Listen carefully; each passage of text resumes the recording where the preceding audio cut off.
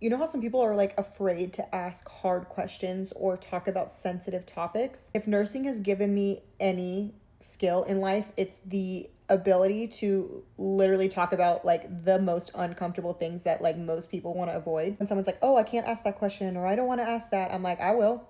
I'll ask that question." I've engaged and been in part of so many hard conversations as an ICU nurse that like there's no topic that's off limit with me. I see so many patients that are like heading towards the end of their life and just having a hard time making that decision, or the family's having a hard time making that decision to, maybe go to hospice or palliative care. I have no problem being like, is this something that you would want? Is this something that the patient would want? Have you ever had any conversations in regards to end of life and what the patient's wishes would be? I find that if you do it in a very like sensitive, emotionally mature way, a lot of times people are waiting for you to ask them the hard questions. I find that it's the same thing too when a patient says like maybe they lost their spouse or they lost a child. A lot of people will just be like, "I'm so sorry to hear that." But I like to take it a step further and be like, do you want to talk about it? Do you want to tell me about them? Like, what were they like? Sometimes people are just waiting for the opportunity to